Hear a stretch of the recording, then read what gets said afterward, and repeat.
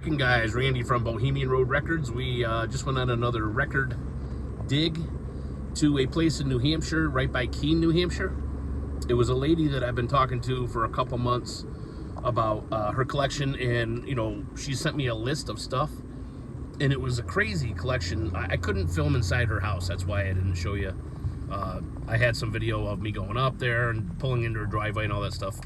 I'm not even going to bother because she was super cool, but I didn't want to. I respected her rights, and of course, and not going to show her house or where it was or anything like that. So anyways, I get that actually a lot with people now that I'm starting to do these. But anyways, she had quite a collection that was sort of inherited her from her ex-husband, that he inherited from his father, and then his collection as well.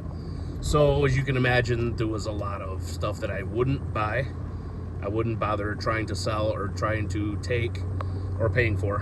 A lot of Goodwill finds. She had about 1,800 records, so the numbers were there. But unfortunately, about 1,700 of them weren't that good. Just a lot of old pop, Reader's Digest box sets, just that stuff that most people don't want to spend any more than 50 cents on at a tag sale. So she kept all that. Well, I told her I didn't want that. So I did pick out 85 records that seemed so incredibly out of place there that when I show them to you, you're going to say, these were along, old poppy, horrible jazz records that are, from the 40s and 50s. I just couldn't understand what they were doing there. And when I say horrible, I just mean condition-wise. And anyways, I got some first press Metallica. I got a lot of 80s rock that's, very, very good records.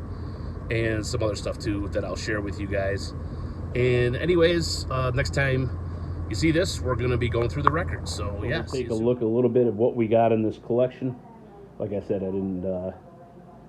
Most of the stuff wasn't that great, but I did get a bunch of stuff that was out of the 1,800. I got a pretty killer pile of stuff. This is just a bunch of common stuff that'll sell between $5 and $20, but this is some better stuff. Especially these Metallica and the Motley Crue. That's not the original Motley Crue, but that's a SP first press, and that's it's probably a $100 record. This Metallica Ride of Lightning, I think, is from Europe, so it's about 120. We got a Netherlands Kill 'Em All original, Pink Floyd, Halloween. A lot of people collect stuff like that from the 80s pretty heavily, and that's pretty valuable. Loudness.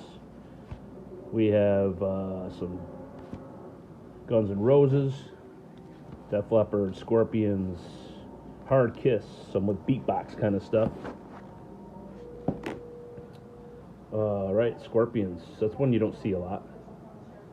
More GNR, Leather Wolf. I think this is Thrust. It's kind of like a speed metal band, I think. Haven't really looked most of these up yet. Loudness. Thrasher, Diamond Rex. These all will sell really quick. Heathen. This is a nice record. That's a pretty expensive record right there because it's a first press. Exodus. And that Overkill is also first press. That's also first press. That's very valuable. White Wolf, Acid Bath. That's an autographed Honeymoon Suite for you hard rock hairband fans from the 80s. They were a great band. Of course, we got some Dokken, some more common stuff. This is a recent issue of Accept. Let's see, got Ronnie James Dio, picture disc, Witchfinder General, picture disc. A couple soundtracks were in there. A couple smaller metal bands from the 80s. Another Leather Wolf, cool band, glam band Shy. Some common stuff. There's a pretty amazing record in here, though. Boom, right there. Lana Del Rey. Ultra Violence. Hard record to find and very valuable. Pantera reissue. Merciful Fate. Cannibal Corpse. And then we get into some more of the common stuff. The Dead. Jazz record. Yeah, so there's some really cool stuff in here. I was very happy with the collection overall. Some good classic rock, some more soundtrack stuff. Anyways, there it is. That's that for now.